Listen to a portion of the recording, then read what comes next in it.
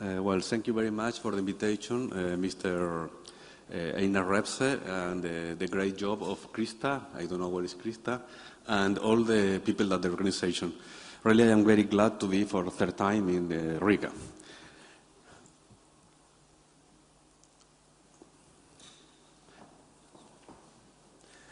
I will talk about architecture and how the architecture have changed last time. Mainly about the places that normal or official planning don't reach or don't consider. That places can become a great possibility for the future of the cities. The fact around 80% of the urban areas in the world are not planned. For instance, this is the case of Mumbai in India, and where most of half of the inhabitants of Mumbai live in the slums. For that reason, we create an architecture office, emergency architecture and human rights, to work in that 8% of the urban areas that haven't planning. We decide to work in these areas that are the worst areas of the world, because, well, in these areas that are unplanned, in these areas with social crisis, with humanitarian emergency, because we believe that there is really a great opportunity for the cities. The creativity in these places, for instance, I will show this case, without official rules or with few official rules, is more open. This is a project that we are doing with bamboo towers in this slum, just so the people can sleep and don't continue growing with the slum areas. Or another case in Brazil, favelas in Brazil, when these mesos rurals produce this, that the collective imagination grown a lot without any official rules. I will show some cases after this, and because these areas, we are sure that is the future of the cities. And these areas have the possibility to create social balance. A future city without social balance is very difficult, can become to a success country, or can become a more democratic place. For instance, we can see the same case of Brazil have grown enormously last year, but we can see in Brazil and also in my country, in Chile, that we have enormous social difference. The 10% richest in Brazil and Chile earn 50 times more than the 10% poorest. That is a kind of time bomb. So in this moment in Brazil and Chile is a lot of demonstration. So we have had a very high economical growth last year, but it's not a guarantee to become a success country. From now, in a theoretical point of view, we can say very briefly that in last part of the 20th century, the focus of the architecture was economy, with the high level of the economy and technology. Now, in the first part of the 21st century, this is changing, and now the focus is human rights, how we can have a more balanced city, how we can understand better the process of the society. In this theme, in this new relation between architecture and human rights, the cultural aspect, the cultural themes are the key and the first step. Why is this? Because we need to understand the other one. We need to recognize the difference and the similarities with the other one. Just in that way, we can create a plural city. And the plural city could be the success of the future. If the city is more plural, we have more possibilities. If the city is more plural, we have more complexity, urban complexity. And this can produce a rich social life. Finally, architects are also changing their role. In the 20th century, we were just builders of buildings. Now we can also support or to help the social peace. Architects now can also become a builder of social peace. we will see several cases with these few ideas. The first is the case of Chile. I start with this because I am from this area, south of Chile, and we found 20 years ago a group of islands with few architects and with a strong culture in relation with timber, forest. Something happened here. All the small villages were built in that way.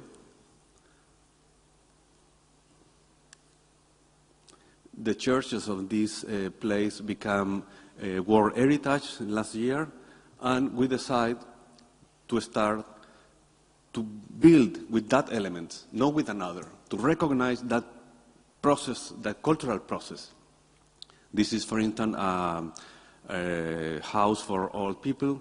This is a church, a modern church, and each time this project, we have made this project during 20 years, more or less, and each time it was growing. This idea of the culture could support the future of the city. And also, in one moment, this became rich houses start to do in these areas, but also social schools.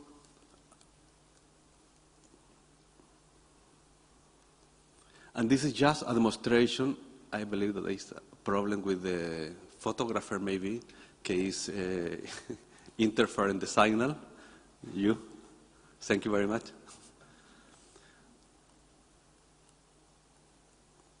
And last project in this area is an archaeological museum just with timber. This museum is the symbol of this area. We started 20 or 30 years ago with a very poor area in Chile. Now this area is well known in Latin America, receive a lot of tourists, and because they have developed their own culture. This was the main value of this area, and it is becoming a very important area in South America. This is the last project we are doing there.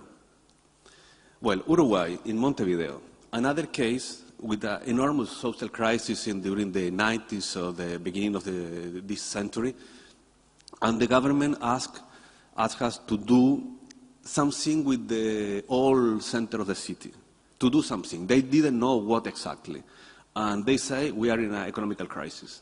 Then our point was what we can do with this. And we found that they have in the old city 50,000 square meters free, abandoned. And they have also a lot of social organization. Then we haven't money in this case, but we have spaces and social organization. And we say, well, we can join both.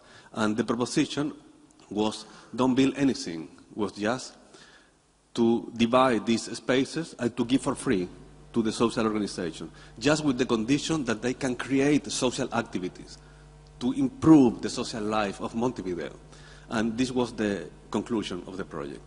After that, the same government asked us to develop a huge bus station and train station in Montevideo, in a worker neighborhoods around the main city. By the way, Uruguay has conditions very similar to Latvia. The 3 million of inhabitants is one of the smaller countries in South America, and I believe that with a GDP similar to Latvia. This was the situation that we found in the place that the government wanted to do a train station.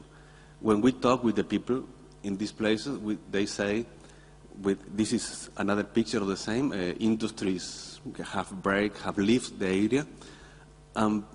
This was the situation in this area. A lot of demonstration, and no one wanted to have a bus station or a new train station.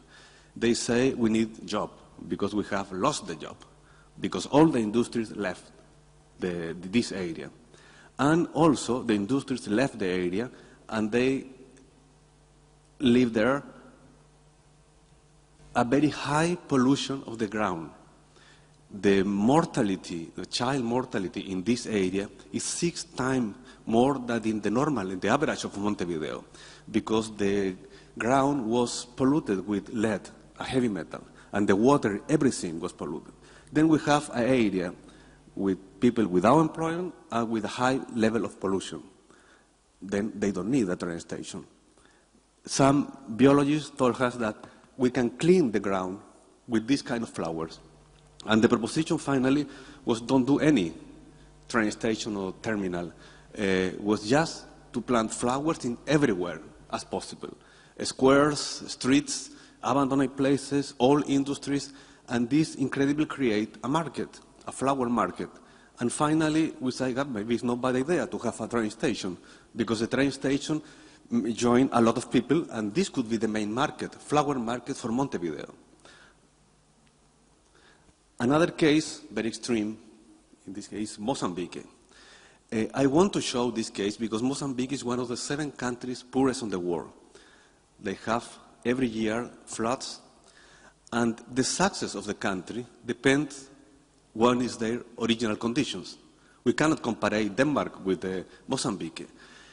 But in this case, the government asked us to do a kind of manual or book to teach the people to build houses. But when we were there, it was obvious that everyone knew to do houses, but the main problem was the flood. This is the situation every year. But we cannot create a book to learn the people how to protect themselves from the flood, because they speak 30 different dialects and just Portuguese with an official language. Finally, the idea was with the community, work with the community, that is a key issue in all this kind of project, was to create a kind of cards to give on the schools in order that the children can learn what they can do. Because with these floods, die a lot of people every year. Then the project finally was, we didn't do any house. We just tried to protect people from the floods. The success in this country is just to save life. This could be a success in this country. Finally, we did also a school in Mozambique. This is school with a program from UNICEF, and the school have that characteristic that is 1.5 meters over the sea level, in order that when the flood comes, it can become also a platform for survival. This could be a situation for a very poor country. Another similar situation that we were talking, maybe Stefan or Frank talked about Maldives in the second lecture. Maldives is a group of islands, 1,000 islands, coral islands, and they have an average of the sea level of 1 meter 20 centimeters. This is the average of the whole country. Then with the climate change, this country can disappear. The scientists say that it's probably that the sea level can rise around 50 centimeters or 1 meter. If that is true, this country will disappear. This is an extremely vulnerable situation. And this is the former premier minister or president of Maldives. He is a kind of demonstration. He say, this will happen in 50 years. We will have with the water to this level.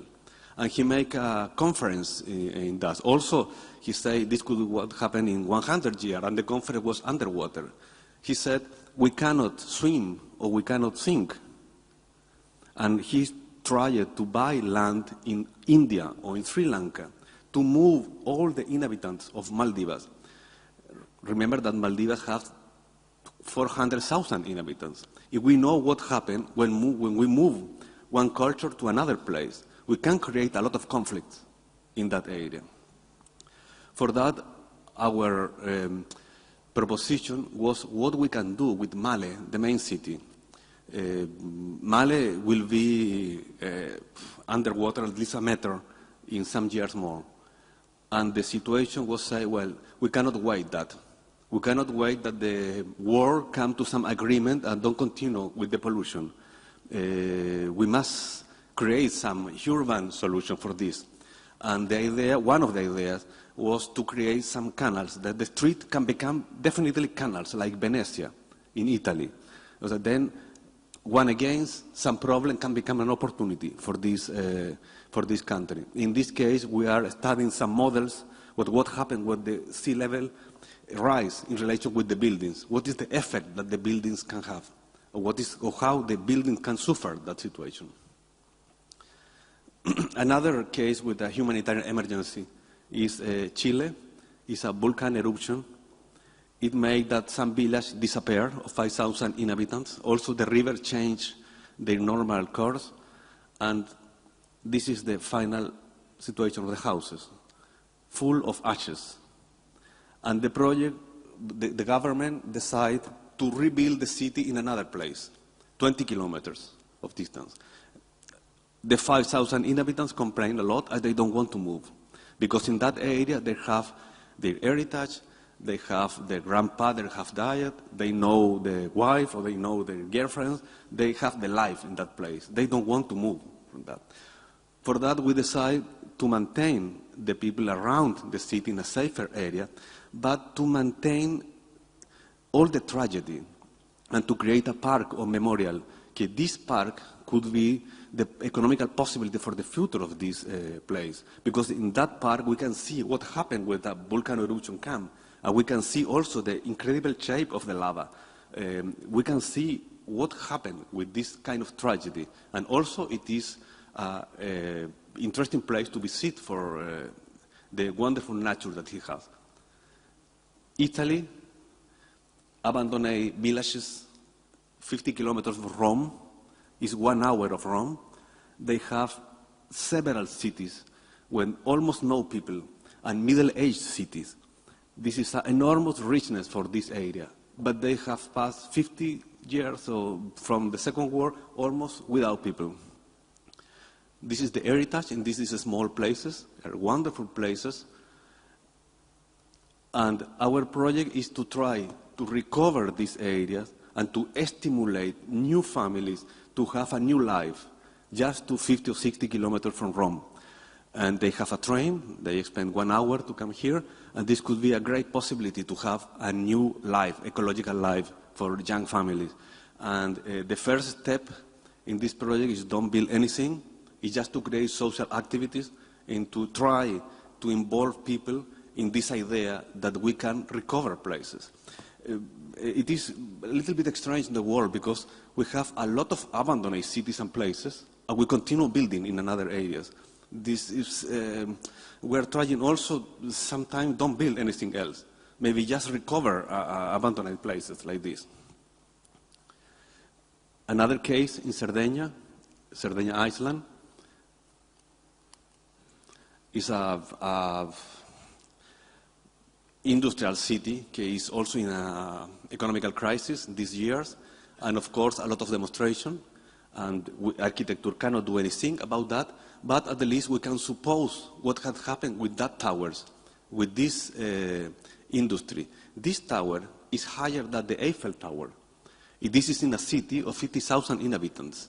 So we can create here a new art cultural center for the whole island or for the whole Mediterranean, because Sardinia is in the middle of the Mediterranean. So this city could have a lot of architectural or urban possibilities just if we try to stimulate the creativity. This case is very special. It's Chile, Peru, and Bolivia. I need to talk a bit about this. I explained this case to Heiner Reps in our meeting.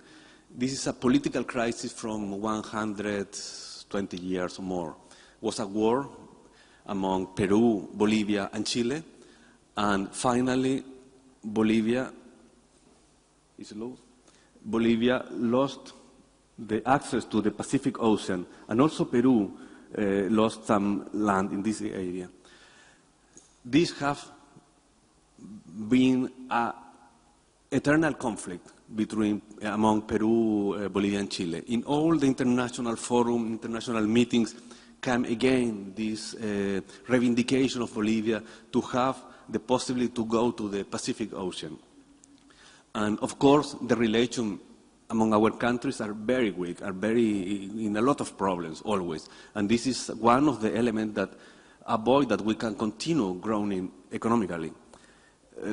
Now, one architect of our office thought, but why we are not able to create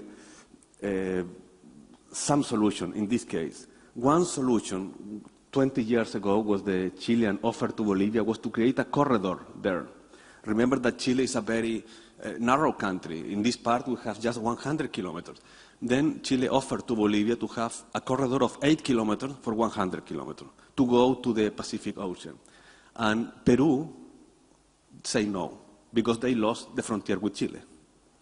And now Peru and Chile are in the court, international court, because also it's an area in no clear, water area, no clear in that zone.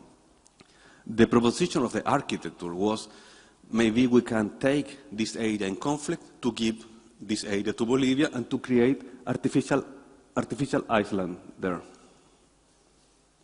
in this area. Now the technology alone to have artificial island like Dubai or like another Arab countries, we can create artificial islands, and Bolivia can have the possibility to go to the Pacific Ocean. Chile maintain the border, the frontier with Peru, and also we can create a tunnel maybe between Bolivia and this island. Just are 100 kilometers. This sounds a lot, but if we remember, Madrid, the subway of Madrid have 170 kilometers. The subway of Tokyo is double of Madrid. Then it sounds a little bit crazy, but maybe it's not so.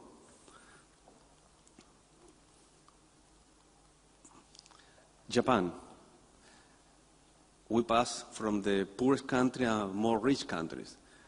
This is Tokyo, one of the best prepared countries on the world for earthquake. Also Chile is one of the best. But in this, Chile hasn't so high buildings. And Tokyo has very high skyscraper. Building doesn't break, really building resists the earthquake. But people that are in this building continue suffering the earthquake because one building of some tower of 30 or 40 levels move 1 meter in 1 second and 1 meter to the other side. Then the people is shaking inside, moving against the walls. And also the silent fall down, furnitures move. Then Tokyo continue with that problem, despite that the buildings resist. And also everyone wants to go to the first level, to the ground level. And you know the density of Tokyo. So imagine what happened, we have a earthquake, and everyone goes to the ground level. So the density and the crowded is incredibly high, and also this could be a problem.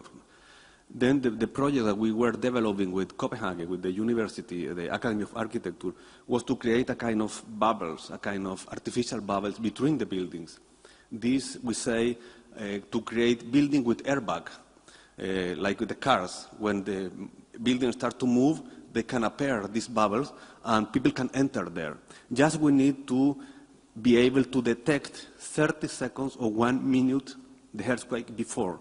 And that could be because the sound in the ground level, because the first comes the sound, and after is the movement. And maybe we can try, we can get some solution for that. But if we cannot, we're thinking that maybe we can create public spaces among private buildings. And this will means that we will have a double public space.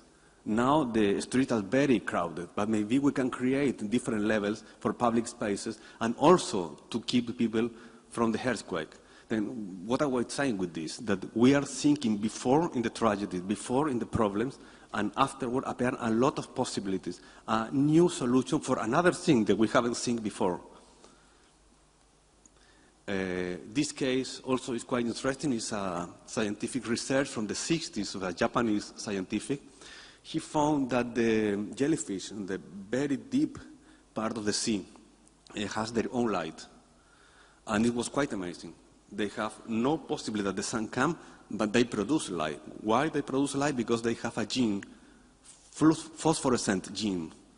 And now, some scientists get 10 years ago that this gene can pass to another animals.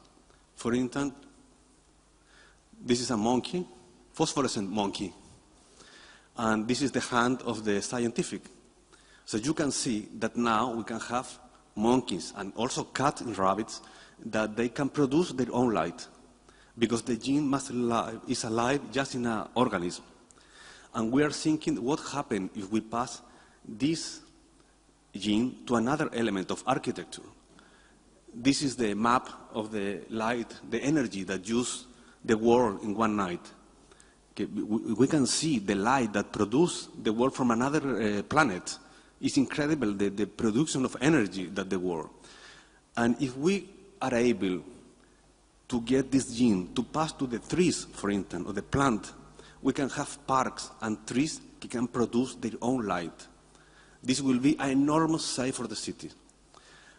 And also, maybe in some construction materials, maybe some cover of the buildings could have this kind of production of light. Right now, we imagine that this could be, in this way, a park with light, with their own light, but also we have now textile, that textile can produce their own light. They take the light during the day and give light during the night. This could be, for instance, a solution for the refugee camps from Syria. Syria, in a refugee camp, is full of tents. Electricity is the last preoccupation of the international organization, but maybe if we use in the tents this kind of technology, we can have electricity in all the places. Well, Denmark, one of the 7 richest countries in the world, welfare state, we have talked a lot about that, but in Denmark, in Copenhagen, there are almost 2,000 homeless. And every place for development that could be have a gap to work, to be more democratic and to be more equal. In this case, the project was to create a space for people that don't want to be part of the system. It is not that Denmark don't give possibility for homeless.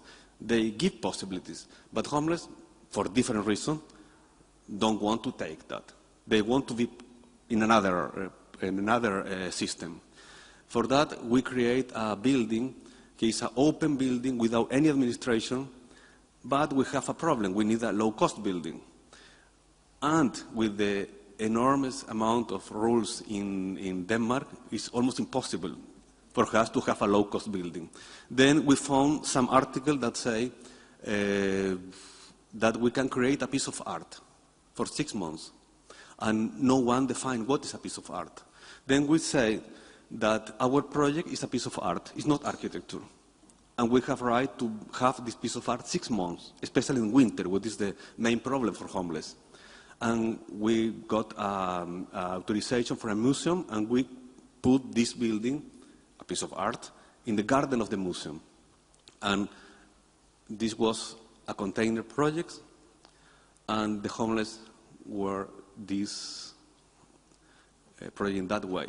The other 6 months, when we need to move the project, this was used for schools that to know how homeless live, and also become a very fashion project in a design exhibition last year. I will take here an enormous risk, because I will speak about Latvia, Skrunta Uno. We found in a newspaper article that say that all the history of this city. Please excuse me, I haven't been there.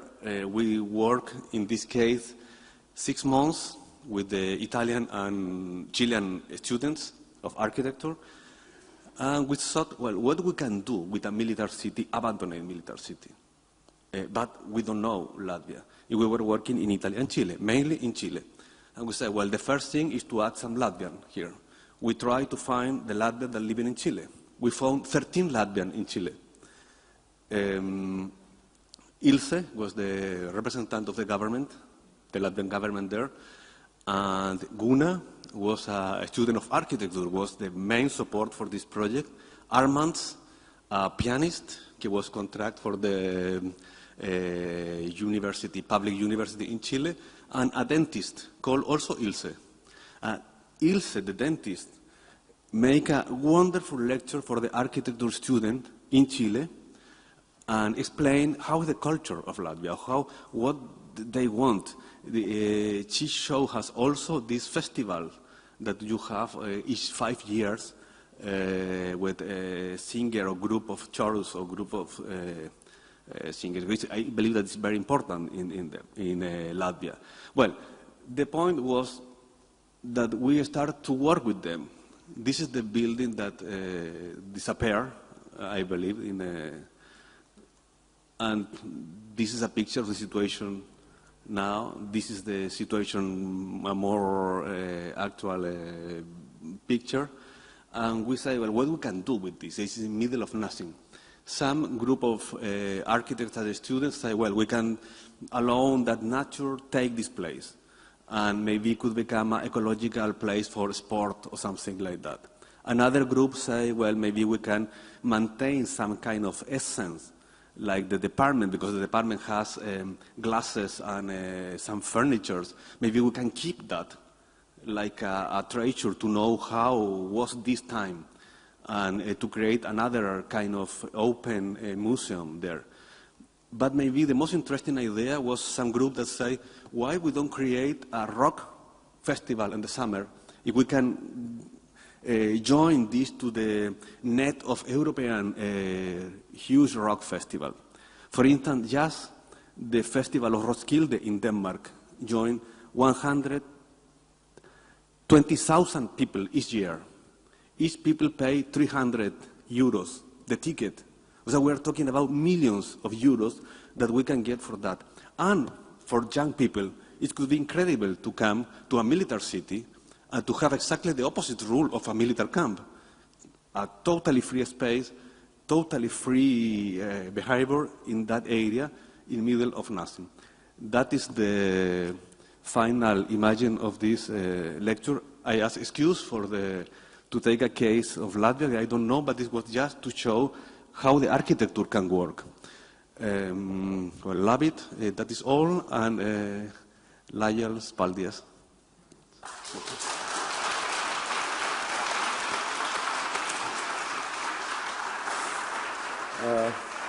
Paldies, Jorge Lobossam, un es teikšu, ka es manīju neticību daži cilvēku sejās, un tajā pat laikā atcerieties, ko Sauls Singers no rīta teica.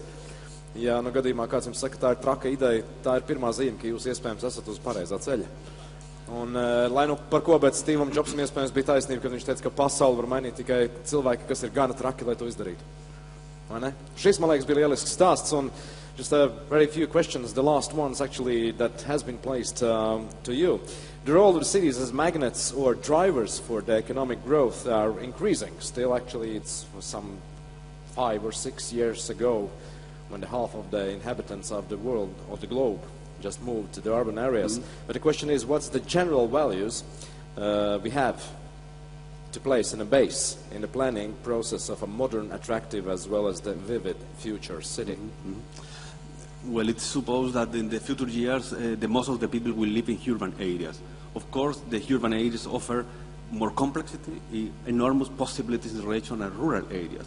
The fact that slum, the first picture that I showed in this lecture, was is a slum, but in UN Habitat say that the slum is the first step that the people enter to the urban life. We see that like a very sad situation, but for most of the people that live in the slums, it's a great opportunity to enter to the city. They cannot enter in another way. Then, finally, the city is the future of our world. And another question, there are actually a lot of old buildings here in Latvia, not only the Skrunda that you mentioned before. Actually, and these buildings were built during the Soviet times, and actually nowadays they are usable and aesthetically and pleasant places, actually. Do you have any ideas, furthermore, or just examples on how to recycle morally aged buildings and make them useful once again? Yeah, we were working also, I didn't show this, but we were working in this kind of a social housing building around Riga from the 60s or the 70s. They are in a very bad condition, but they have a lot of free space around. And that is an enormous value for the future of this building. This building can easily become a very green area. We can protect this building and cover for another material, and to create also flowers, or create also another life in this building. It's really totally possible to recover. Okay. Thank you a lot. Liels paldies, Jorge Loboss.